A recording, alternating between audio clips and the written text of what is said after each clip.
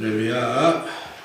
오늘 주의 말씀을 사모하고 나오신 모든 성도들에게 주의 축복과 은혜가 함께 하시기를 기도합니다.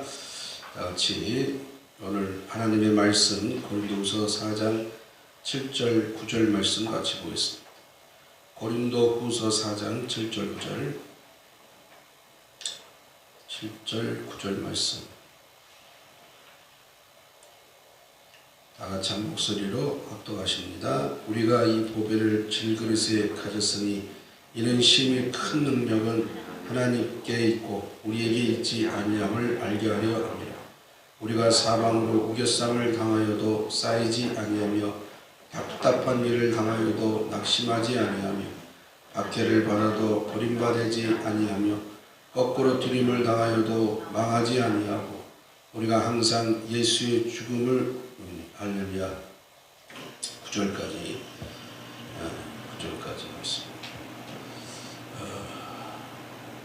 자, 오늘 하나님의 말씀은 질그릇에 담긴 보배입니다.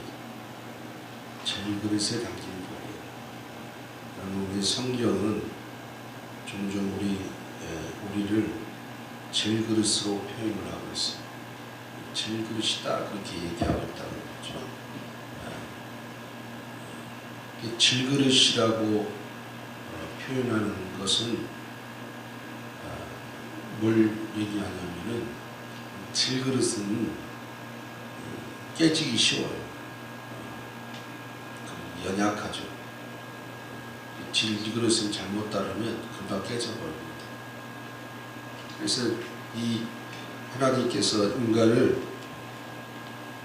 질그릇이라고 표현하는 것은 바로 인간이 이렇게 깨지기 쉬운 그릇이다라는 말이에요.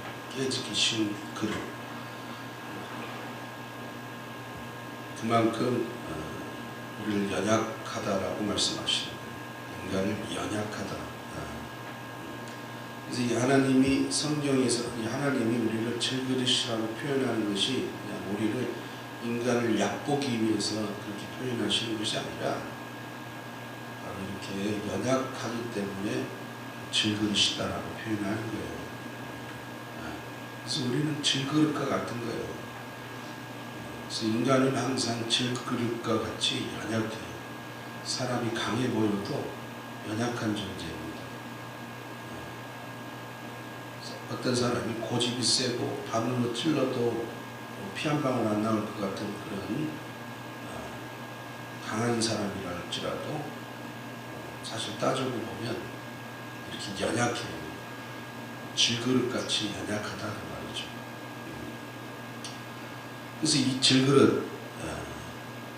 질그릇의 의미는 우리가 잘 생각해 보면 오늘 본문의 말씀을 통해서 이 질그릇 우리를 가리켜서 질그릇이라고 했는데 성도들을 가리켜서 또 인간을 가리켜서 하나님 질그릇이라고 표현했는데 질그릇은 보잘것없고 연약하지만 그러나 그 안에 그 질그릇 안에 보배가 담긴다면 어떻게 될까요? 그 질그릇은 귀한 그릇이 되는 겁니다. 보배가 담겨져 있는 그러니까 보배가 담겨져 있지 않는 질그릇은 하찮죠. 보배가 담겨져 있는 질그릇은 이게 굉장히 귀한 그릇이 되는 거예요. 똑같은 우리가 어떤 박스라든지 이렇게 상자 같은 것을 놔두고 똑같은 상자인데 그 하나의 상자에는 금은 보화를 담아놨어요. 금발찌, 금목걸이, 금팔찌, 금귀걸이 그런 것들을 쫙 담아놨어요. 또 하나에는 뭔가 잡동사니를 담아놨어요. 똑같은 박스 두 개에다가. 그럼 그 똑같은 박스 두 개의 상자 두 개에 이 온갖 보석이 담겨져 있는 상자와 온갖 보석이 담겨져 있지 않는 그냥 잡동사니만 잔뜩 담겨져 있는 상자를 딱 두 개 놔두고 보면 이 잡동사니가 담겨져 있는 상자는 어떻게 돼요? 막 마음 아무데나 막 굴리겠죠. 막 굴린단 말이에요. 그러나 이 금은보화가 딱 담겨져 있는 이 그릇은요, 이 상자는 아주 이렇게 좋은 데다가 딱 보관을 해놓는단 말이에요. 막 아무데나 막 굴려놓지 않아요. 그럼 금은보화를 담겨놓은 상자를 막 아무데나 막 이리 굴리고 저리 굴리는 사람 없어요.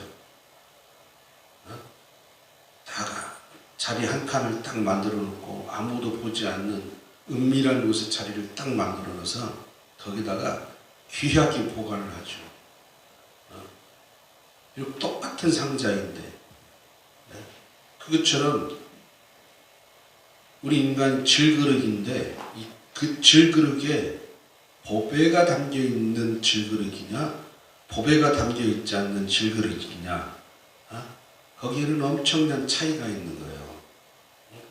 보배가 담겨져 있는 질그릇과 보배가 담겨져 있지 않는 질그릇.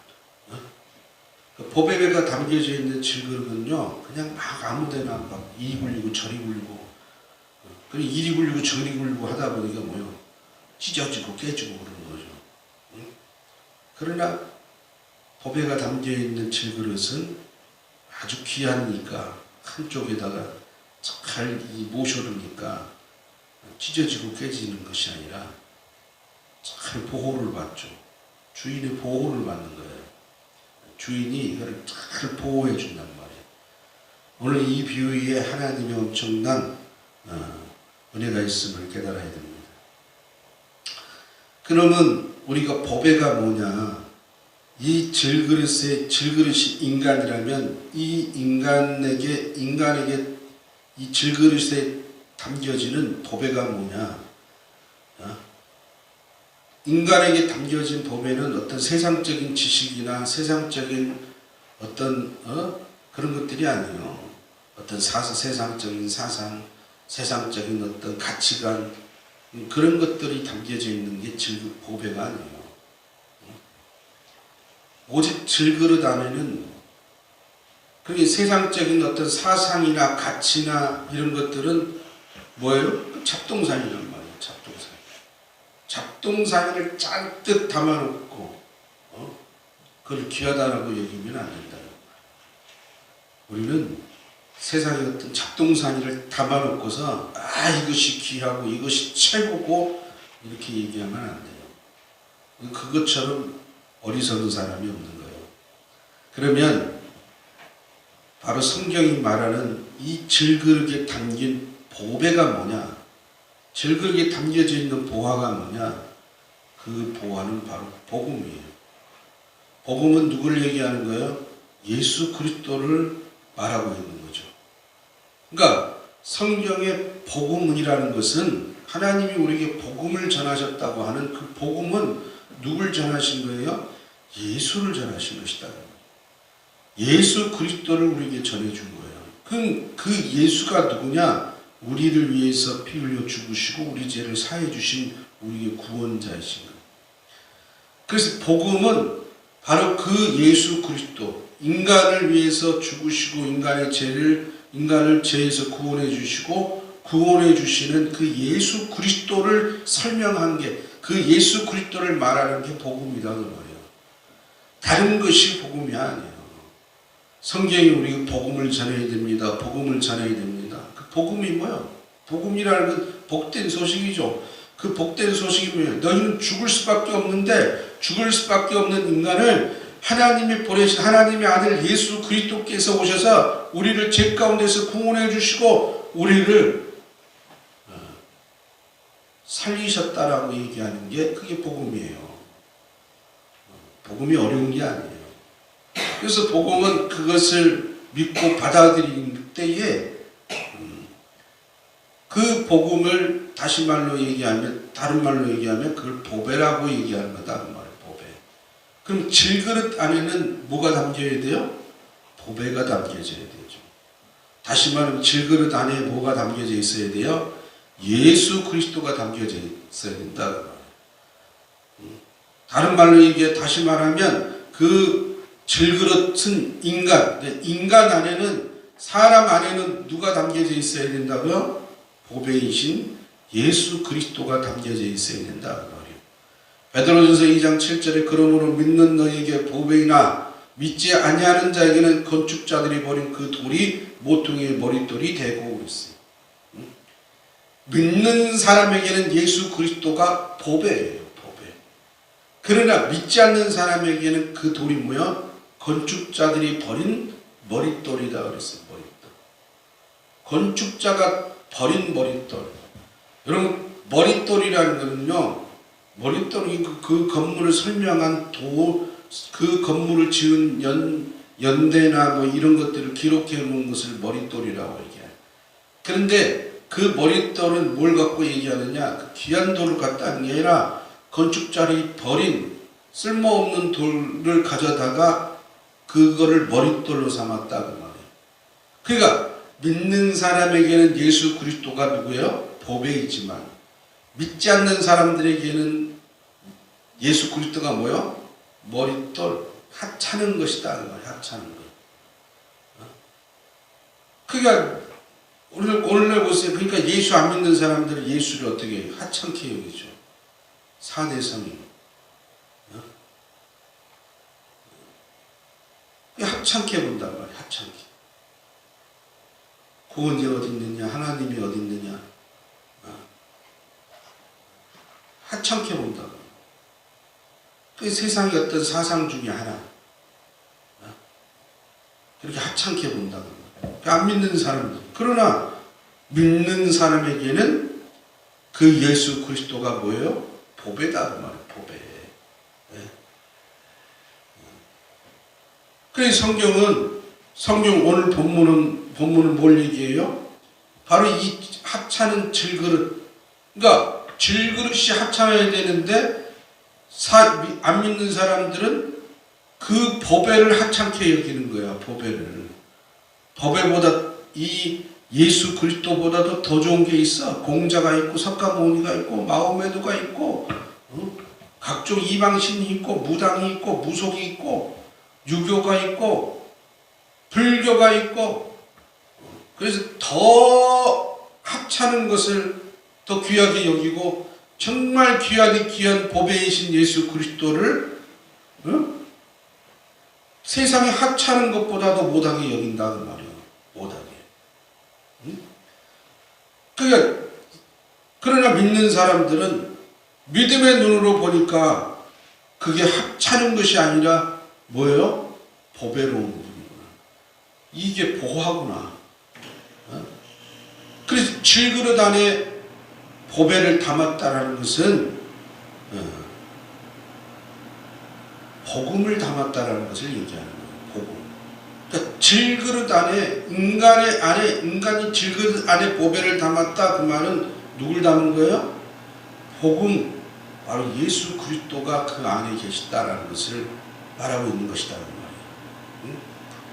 그 복음 안에는 하나님의 무한한 영광이 있어요. 하나님의 무한하신 귀함이 있어요. 그게 보배예요. 보배.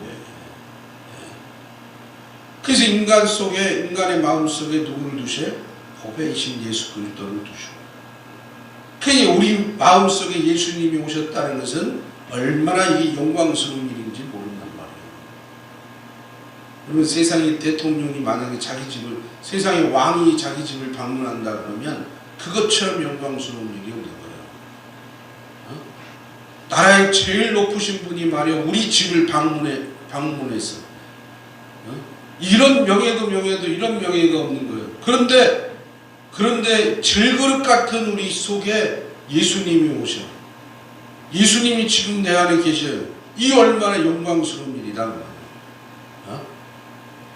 영광스러운. 왜? 그분은 하나님이시니까.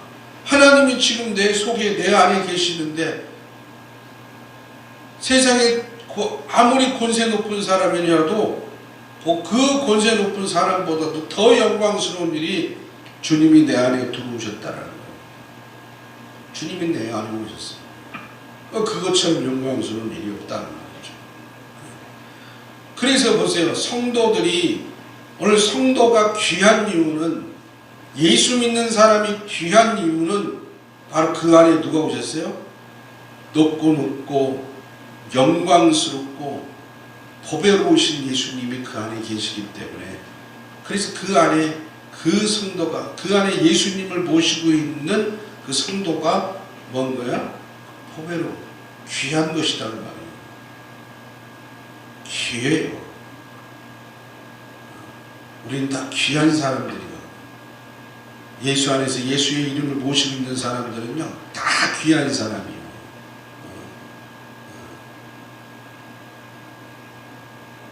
그런데 이렇게 질그릇이 예수님을 모신 것만 해도 귀한데, 그런데 이 질그릇 안에 예수를 담고 있는 사람들에게는 하나님의 주시는 특권이 있어요. 특권. 응? 오늘 특권이 바로 8절 9절에 얘기하고 있다는 말. 귀한, 하나님의 귀한 그 보배 예수 그리스도를 담고 있는 질그릇 같은 우리에게, 질그릇을 담고 있는 것만 해도 귀하게 여기시는데, 그 귀하게 여기는 것뿐만 아니라 특권이 주어지는 거예요. 어떤 특권이 주어지느냐? 우겨쌈을 당하여도 쌓이지 않는다고 했습니다. 우겨쌈을 당하여도 쌓이지 않아요. 귀한 보배를 모신 사람들은요, 우겨쌈을 당하여도 쌓이지 않는 거예요. 우겨쌈이라는 거는요, 우겨쌈을 당한다는 것은 즙을 짜내기 위해서 포도를 이 즙 짜는 기계 틀에다 넣고 짜내는 것을 바로 우겨쌈이라고 얘기하는 거예요. 이건 즙 짜는 기계죠. 즙 짜는 기계는 즙을 갈아가지고 압축을 압축시켜갖고 물만 쫙 빼내는 것을 바로 압축기라고 하죠. 압축기. 요즘 보면 건강에 녹즙이 좋다고, 그 녹즙이 유행하죠. 그 녹즙이 뭐야? 그 녹즙이 야채를 갈아가지고 즙을 짜내는 것이 그 녹즙 아닙니까? 녹즙. 여러분, 우리가 좋아하는, 사람들이 좋아하고 건강식에 좋다는 그 올리브유도 뭐예요? 그 올리브유도 바로 이렇게 짓눌러 갖고 짜내는 거예요. 짜내. 들기름, 참기름도 다 뭐예요? 틀에다 놓고 압축시켜 가지고 즙을 짜내죠. 즙을, 그래서 기름을 짜내는 거예요. 그게 우겨쌈이라는 게 바로 그거예요. 우겨쌈이라는 거에 사방이 탁 막혀 있는 공간에다가 집어넣고 그냥 압축시켜 가지고 즙을 다 짜내는 거예요. 그게 우겨쌈을 당한다는 말은 바로 그것처럼 사면이 다 막혀갖고, 이리 가도 막혀있고 저리 가도 막혀있고 이쪽으로 가도 막혀있고. 그래서 성경의 시편의 기자가 그랬잖아요. 내가 하늘을 보아도 땅을 보아도 오른쪽을 보아도 왼쪽을 보아도 하나님이 보이지 않는 그런 답답한 상태가 거기 우겨쌈이에요. 이런 답답한 상태를 바로 뭐요? 원수에게 둘러싸여 있는 상태를 얘기한다는 말이에요.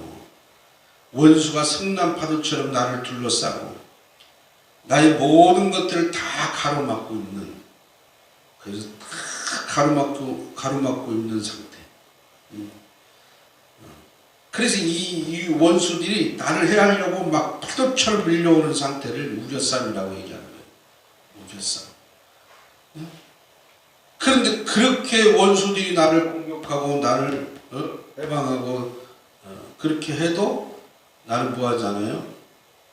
우겨쌈을 당하지 않는다. 이게 특권이야. 어떤 사람의 특권이요? 예수를 그 안에 모시고 있는 사람의 특권이야. 예수가 그 안에 있는 사람의 특권, 바로 우겨쌈을 당하지 않는다. 그 쌓이지 않는다는 말은 결국 속박에서 벗어난다는 거죠. 사탄이 성도들을, 우리를 끊임없이 괴롭히고 속박하려 해도 결코 우리를 해할 수 없어요. 여러분, 성도들의 고난은 어떻게 보면 필연적인 겁니다. 성도들의 고난은요, 필연적으로 오는 거예요. 왜 성도들의 고난이 필연적이냐면 바로 오늘 본문에서 얘기하는 것처럼 성도가 질그릇이기 때문에 필연적인 거예요. 질그릇이니까. 질그릇이기 때문에 성도들에게 당하는 고난은요 필연적으로 올 수밖에 없어요. 왜? 질그릇은 뭘 한다고 했어요? 연약하다라고 했죠. 깨지기 쉽다고 했죠. 그래서 고난은 필연적으로 오는 거예요. 그런데 그 연약하고 깨지기 쉬운 이 질그릇 안에 보배이신 예수 그리스도를 담아놓으면 어떻게 해요? 바로 능력이 큰 힘의 원천이 그 보배 안에서 나오는 거예요. 그래서 그 보배 안에서 바로 하나님의 능력이 원천인 힘이 그 보배이신 예수 그리스도로부터 나오기 때문에 그 예수 그리스도로 말미암아서 뭐를 받아요? 보호함을 받는다는 말이에요. 보호함. 하나님의 보호하심이 있는 거예요. 하나님의 보호하심이 있기 때문에 뭐 하지 않아요? 깨어지지 않는 거예요. 질그릇은 하나님이 보호하시면 깨지지 않아요. 질그릇에 보배를 담아놓은 그 그릇을 주인은 절대 깨지지 않도록 잘 보관한다고 말이에요. 그게 특권이에요, 특권. 깨지지 않는다. 그게 우겨쌈을 당하여도 깨지지 않는 거예요. 바울이 전도 여행을 하면서 바울을 지탱해 준 힘이 어디서 나오는가? 그 힘의 원천이 무엇인가를 바울이 고백을 했어요. 그 힘의 원천이 바울이 전도 여행을 하면서 그의 사역을 통해서 그가 수없이 경험한 그의 경험을 통해서 고백을 합니다. 고린도전서 4장 9절 13절에 보면 내가 생각하건대 하나님이 사도인 우리를 죽이기로 작정된 자 같이 끄트머리에 두셨으며 우리는 세계 곧 천사와 사람에게 구경거리가 되었노라. 우리는 그리스도 때문에 어리석으나 너희는 그리스도 안에서 지혜롭고 우리는 약하나 너희는 강하고 너희는 존귀하나 우리는 비천하여 바로 이 시각까지 우리가 줄이고 목마르며 헐벗고 매맞으며 정처가 없고 또 수고하여 친히 손으로 일을 하며 모욕을 당한 즉 축복하고 박해를 받은 즉 참고 비방을 받은 즉 권면하니 우리가 지금까지 이 세상의 더러운 것과 만물의 찌꺼기같이 되었도다. 바울이 복음을 증거하는 그 삶 속에서 얼마나 천시받고 천대받고 얼마나 비천하게 사람들이 바울을 대하고 그래도 꿋꿋이 참고 또 참고 그리고 그들이 바울을 모욕을 하고 수모를 줘도 오히려 그들을 축복하고 비방을 받아도 권면해주고 세상의 모든 더러운 것처럼 그렇게 여김을 받았다고 했어요. 근데 고린도전서 15장 30절 31절에 또 어찌하여 우리가 언제나 위험을 무릅쓰리요 형제들아 내가 그리스도 예수 우리 주 안에서 가진 바 너희에 대한 나의 자랑을 두고 단언하니 나는 날마다 죽노라. 그렇게 날마다 죽었다고 말이에요. 날마다. 그러니까 바울은 이 고백을 통해서 바울은 뭐를 느낀 거예요? 자기가 질그릇이라는 사실을 뼈저리게 느낀 거예요. 내가 질그릇이구나. 내가 연약하구나. 내가 깨어지기 쉽구나. 아주 철감할 정도로 자기가 질그릇이신 것을 깨달았어요. 그런데 그렇게 깨어지기 쉽고 그렇게 수모를 당하고 그렇게 역경을 당했던 그렇게 연약했던 바울이 그가 가장 강할 수 있었던 이유는 뭐냐? 그 비결이 뭐냐? 바로 고린도후서 1장 8절 9절에 얘기합니다. 형제들아 우리가 아시아에서 당하는 한 날 너희가 모르길 원치 아니하노니 힘에 겹도록 심한 고생을 당하여 살 소망까지 끊어주고 우리는 우리 자신이 사형 선고를 받은 줄 알았으니 이는 우리로 자기를 의지하지 않고 오직 죽은 자를 다시 살리신 하나님만 의지하게 하십니다. 그러니까 이런 수모를 당하고 이런 질그릇 같은 삶을 살면서도 그가 강할 수 있었던 것은, 그렇게 강한 힘의 원천이 나올 수 있었던 것은 누구 때문이라고요? 오직 예수 그리스도 때문이다 라고 고백을 하고 있다는 말이에요. 예수. 그러니까 보세요. 바울이 질그릇 같은 자기 안에 예수님을 담고 있으니까 그 수많은 박해와 수많은 고난과 이루 말할 수 없는 그 천대와 멸시 속에서도 그가 강해질 수 있었어요. 그 이유가 뭐요? 바로 하나님이 그 안에 계신 보배, 질그릇에서부터 그 보배로부터 질그릇에 뭐가 나와요? 능력이 나왔기 때문에 그렇다는 말이에요.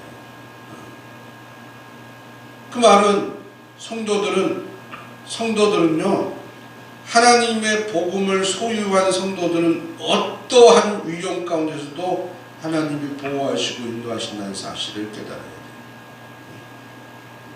이게 바로 하나님이 우리에게 주시는 특권이에요. 어떤 상황 속에서도 우리는 이 보배를 잘 간직할 수 있어야 돼요. 두 번째 특권이 뭔지 아세요? 두 번째 특권. 8절 말씀에 두 번째 특권은 여기 뭐라고 그랬어요? 답답한 일을 당하여도 낙심하지 않는다고 했어요. 답답한 일. 우겨쌈을 당하여도 쌓이지 않는다. 하나님 보호하신다. 두 번째는 답답한 일을 왜 내적인 걸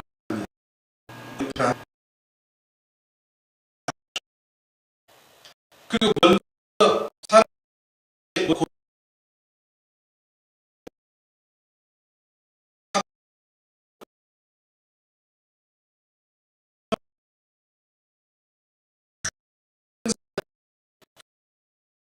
하고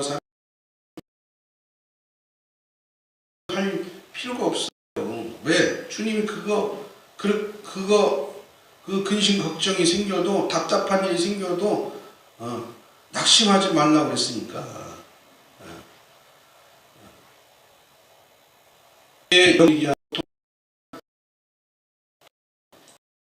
포기하고 우리를 꼼짝달싹하지 못하게 틈이 없는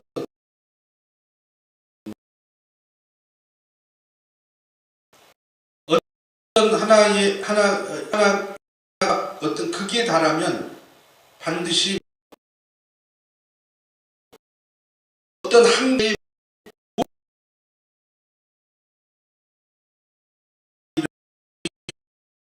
물국빌반이에요. 그러니까 마귀는 우리를 아주 극도로 우리를 우겨싸서 우리를 꼼짝하지 못하도록 우리를 몰아붙이고 답답한 일을 만들어내고, 하늘을 보아도 땅을 보아도 자를 보고 우를 보아도 하나님이 계시지 않을 것 같은 그런 상황을 우리에게 딱 만들어준, 이 답답한 일을 당한 우리에게 하나님은 어떻게 해요? 반전해 주시는 거죠. 사람 궁지에 몰릴 때 의지하면 하나님은 물론 우리를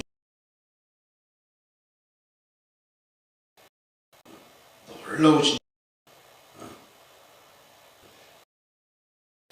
그래서 사람은요, 이 불안을 통해서 마음을 답답하게 만들죠. 그러나 낙심하지 마십시오. 성도는 복음이라는 놀라운 보배를 가지고 있어요. 복음의 보배. 이 복음의 보배가 우리를 모든 근심과 걱정, 불안, 그 모든 것을 다 이기고 그것을 감당할 수 있는 힘을 주신다는 사실을 깨달아야 돼요. 그래서 낙심하지 말아야 돼요. 그러나 이 답답한 일은 결국 뭐예요? 어디서 나오는 거예요? 우겨싸움에서 나오는 것이다. 우리가 당하는 환난과 고통과 여러 가지 수모와 수치 가운데서 뭐가 나와요? 답답함이 나오는 거고, 그 답답함은 마음의 고민과 불안과 근심으로 이어지고, 그러나 하나님 우리를 보호하시기 때문에 그 답답한 일에서 그 답답한 일이 극에 치달았을 때 하나님은 반전의 효과를 이루어 주셔서 놀라운 일을 하나님을 행하신다는 사실을 깨달아요. 여러분, 성경을 보면 성경의 이스라엘 백성들도요, 정말 긍지로 최고조로 아주 그들이 사면초가로 몰렸을 때 하나님이 오히려 반전의 역사를 이룬 일들이